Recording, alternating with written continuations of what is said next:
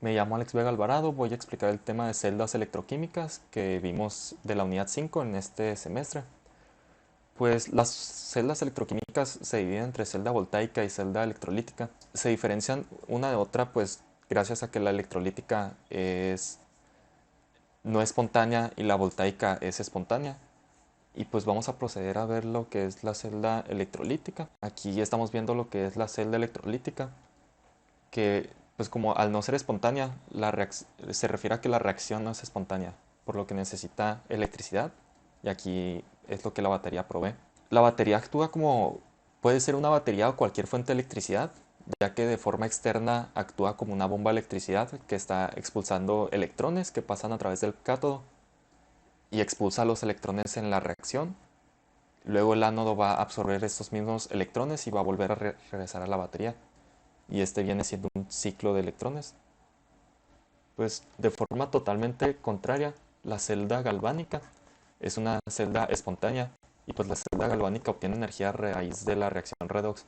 La transferencia de electrones se produce a través de un circuito externo en vez de ocurrir directamente entre los reactivos, y es por eso que el flujo de electrones se utiliza como corriente eléctrica. Esta celda es muy comúnmente usada para la industria automotriz, donde se usa como la batería. En esta batería se usa en los carros muy comúnmente gracias a que es una batería que se autorregenera gracias a la reacción redox. Pues pasando con el siguiente tema, vienen siendo la potencial estándar. La potencial se representa con la E mayúscula y la E mayúscula con el signo de grados es el potencial estándar.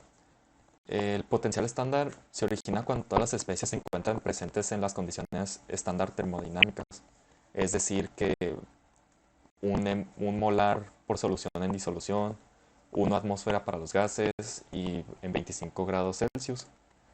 Esto nos conecta directamente con el siguiente tema, que normalmente la potencial estándar se encuentra al haber muchas... Y normalmente la potencial estándar se encuentra... Y normalmente para la potencial estándar se encuentran muchas tablas donde ya vienen pues varias fórmulas muy comunes donde se muestra su potencial estándar. Y aquí pues podemos ver el potencial estándar del fósforo en ciertas situaciones. Y pues el potencial estándar es muy importante que lo podamos dominar, pues el siguiente tema viene siendo la ecuación de Nernst, donde se utiliza para encontrar el potencial de reducción en los electrodos en condiciones diferentes a las estándares. Aquí vemos que la ecuación de Nernst nos da el potencial, y esto se calcula con el potencial estándar restándole todo esto que viene siendo la constante de los gases ideales, viene siendo R, la T es la temperatura, y estas son todas las constantes y los valores que da. Q viene siendo el cociente de la reacción, y pues Q viene representando lo que es el cociente de la reacción. En este ejemplo vemos que dice A mayúscula más B mayúscula da igual a C mayúscula más D minúscula. Y pues aquí vemos que los reactivos van de abajo, y pues la A minúscula viene representando lo que es el coeficiente del símbolo químico. El subíndice no tiene mucho que ver en esta forma. Aquí vemos lo que es el cociente reactivo ya mostrado. Y pues se pide el logaritmo del resultado del cociente de reacción sobre el número de electrones transferidos en las unidades de reacción. Aquí podemos ver dos ecuaciones diferentes, donde una es cuando están en situación estándar, donde se omiten la temperatura y otros factores, dejándola de forma más simple. Y pues esto vino siendo lo que la ecuación de Nernst. Seguimos con el siguiente tema, que es la corrosión. Aquí vemos un ejemplo de cómo es la corrosión natural. En este ejemplo vemos cómo aquí en este ejemplo podemos ver que el óxido de hierro está interactuando con el agua. Y pues es una forma natural de ver cómo es la corrosión. La corrosión se define como el deterioro que se produce en los metales cuando se someten a determinados procesos redox. Y este es un proceso redox, solamente que es un proceso natural, donde tenemos ánodo y cátodo. Viene siendo igual que un proceso redox de forma de viene siendo igual a un proceso redox de forma no espontánea y hecha por viene siendo y pues aquí podemos ver un ejemplo de lo que viene siendo la corrosión natural, donde el iron oxide y aquí podemos ver un ejemplo de lo que viene siendo la corrosión natural, donde el iron oxide, óxido de hierro se actúa con el agua para que se corroa. Pues aquí podemos ver un ejemplo de la corrosión natural, donde el óxido de hierro interactúa con el agua. Es igual que una corrosión hecha no espontánea, pues tenemos cátodo y ánodo, al igual que las reacciones, aquí podemos ver los ejemplos. La corrosión se define como el deterioro que se produce en los metales cuando se someten a determinados procesos redox.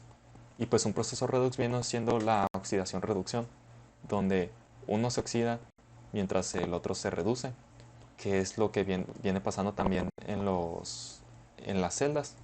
Pasamos con el siguiente tema, que viene siendo el último, donde se explica un poco el uso de estos materiales en la ingeniería, donde pues la verdad las celdas son muy usadas en la ingeniería.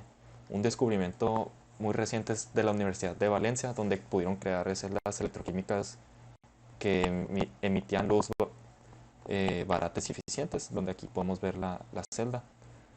De otra forma, pues las celdas, ya hablamos de cómo las celdas se usan para los carros como baterías.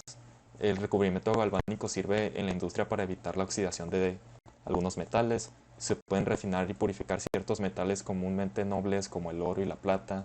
La creación de metales alcalinos o alcalino-térreos como el berilio o magnesio tienen en realidad mucho uso en la industria.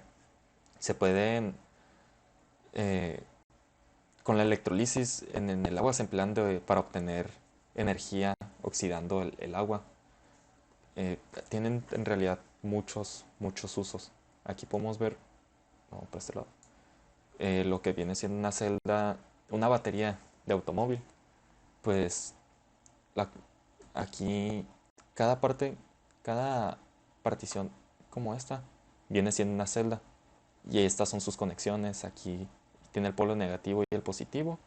Pues viene siendo una celda pero de forma más compleja, pues necesita cubrir todo lo necesario para que el carro pueda tener energía. Con esto concluyo mi presentación.